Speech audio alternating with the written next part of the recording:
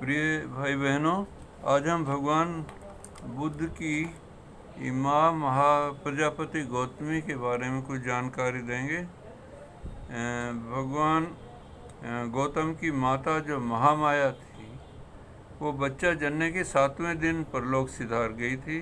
तो बच्चे का पालन पोषण उनकी छोटी बहन महाप्रजापति गौतमी ने किया। महाप्रजापति गौतमी का जन्म देवदह नगर में सुप्रसिद्ध सुप्रबुद्ध के घर में हुआ था। सुप्रबुद्ध कोली गणराज्य के प्रधान थे। उन्होंने अपनी दोनों कन्याओं का विवाह एक साथ ही राजा सुधोधन के घर कर दिया था। जब महामाया मर गई तो प्रजापति ने ही उनके बच्चे गौतम का पालन पोषण किया। प्रजापति के अपना भी एक पुत्र था जिसका नाम नंद था। गौतमी ने नंद को तो दासियों को दे दिया और स्वयं बड़ी तन्मयता से अपनी बड़ी बहन के पुत्र गौतम का पालन पोषण किया। बुद्ध के निर्माण में इस देवी का कितना हाथ था, ये हम उस कृतज्ञता और आदर से ही जान सकते हैं जो भगवान अपनी इस चिरदायिका माँ के प्रति सदा रखते थे। जैसा हम अभी देखेंगे, स्त्रियों को बुद्ध ने शिष्यत्व का जो सौभाग्य मिला वो भी इसी देवी के आचार गौरव के कारण। 97 वर्ष की अवस्था में सुधोधन की मृत्यु हुई। उस समय भगवान वैशाली में थे। पति की मृत्यु के बाद प्रजापति ने संसार छोड़ने की इच्छा प्रकट की। इसके लिए वह भगवान बुद्ध से अनुमति लेने का अवसर खोजती रही। सौभाग्यवश वह अवसर भी मिला और भगवान कपिलवस्तु आए। शाक्य और कोलियों के स्त्रियों के बीच रोहिणी नदी के जल के ऊपर झगड़ा चलता रहा। उसमें मनुष्यों को लक्ष्य ये उपदेश दिया गया, जिससे सुनकर 500 शाक्य घर छोड़कर प्रवर्जित हो गए थे। उन सब की स्त्रियां सहित प्रजापति भी प्रव्रज्या मांगने आई, परंतु भगवान ने उन्हें प्रवर्जित होने की अनुमति नहीं दी और वो वैशाली चले गए। बाद में आनंद की कुशलता से वैशाली में प्रव्रज्या की आज्ञा उनकी मौसी को मिली। प्रवर्जित होने के बाद ही प्रजापति गंभीर साधना में लग गई। भगवान ने अनेक बार हमें उसे मार्ग पूछते देखते हैं। कौशाम्बीवासी कलह प्रिय भिक्षु श्रावस्ती जा रहे थे। गौतमी पूछती है, मैं उनके साथ कैसे बरतूं? भगवान उसे समझाते हैं, गौतमी तू दोनों ओर की बात सुन। दोनों ओर की बात सुनकर जो भिक्षु धर्मवादी हों उनकी दृष्टि तू पसंद कर। भिक्षुणी संघ को भिक्षु संघ से जो कुछ अपेक्षा करना है वह सब धर्मवादी से ही करना चाहिए।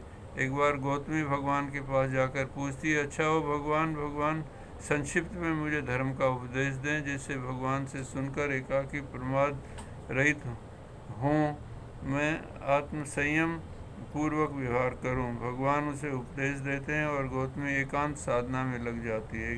एक बार गौतमी ने अपने हाथ में एक नया दूसरे का जोड़ा बनवाया और भगवान को समर्पित करते हुए कहा, भंते ये अपना ही कता अपना ही बुना मेरा ये नया दूसरा ये जोड़ा शाल का भगवान को अर्पण है। भगवान इसे स्वीकार करें। भगवान ने उसे अपने लिए अस्वीकार करते हुए कहा, गौतमी इसे संघ को दे। संघ को देने में मैं ही पूजित हूँगा और संघ भी। गौतमी निराश हुई।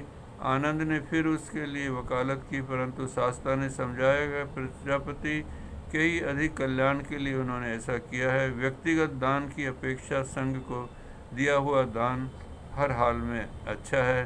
संघ बुद्ध से भी बड़ा है। इस प्रसंग से उन्होंने दक्षिणा विभंग सूत्र जो मध्यम निकाय में है उसका उपदेश दिया। भगवान प्रजापति का बड़ा आदर करते थे और वे उन्हें अति वृद्ध शरीर की सुविधा का बहुत ख्याल रखते थे। एक बार प्रजापति बीमार पड़ी। संघ के नियमानुसार भिक्षु उसकी सेवा करने नहीं जा सकते थे। भगवान इस अवस्था में स्वयं ही उनकी सेवा में उपस्थित हुए और उसे उपदेश से सांत्वना भी दी। 120 वर्ष की अवस्था में महाप्रजापति गौतमी को महापरिनिर्वाण प्राप्त हुआ। गौतमी ने एक उदात्त भाव पूर्ण गाथा उनके लिए छोड़ी है, जिनमें उनका सौमनस्य, साधनापूर्ण वनालिल जीवन और सबसे अधिक बुद्ध के प्रति अपार कृतज्ञता और श्रद्धा भाव स्वच्छ दर्पण की भांति प्रतिबिंबित होते हैं। वह गाता है, हे बुद्ध, हे वीर, हे सर्वोत्तम प्राणी, तुम्हें नमस्कार, जिसने मुझे और अन्य बहुत से प्राणियों को दुख से उबारा। सब दुखों के कारण का मुझे पता चल गया। उसके मूल कारण वासना का भी मूलोच्छेद हो गया है।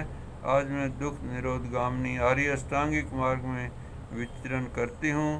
माता, पुत्र, पिता, भाई पूर्व जन्मों में अनेक बार बनती रही यथार्थ ज्ञान को न जानते हुए मैं लगातार संसार में घूमती रही। फिर इस जन्म में मैंने इस भगवान बुद्ध के दर्शन किए। मुझे अनुभव हुआ ये मेरा अंतिम शरीर है। मेरा भावगमन क्षीण हो गया है, आवागमन। अब मुझे फिर जन्म नहीं लेना है। पुरुषार्थी में लीन आत्मसंयमी नित्य दृढ़ पराक्रम करने वाले इस संगगत भिक्षुओं की अवलोकन करें। ये बुद्धों की वंदना है और बहुत सौ के कारण के लिए ही महामाया ने गौतम को जन्म दिया, जिससे व्याधि और मरण से ग्रस्त प्राणियों के दुख पुंजों को काट दिया। आपका मंगल हो, आपका भला हो।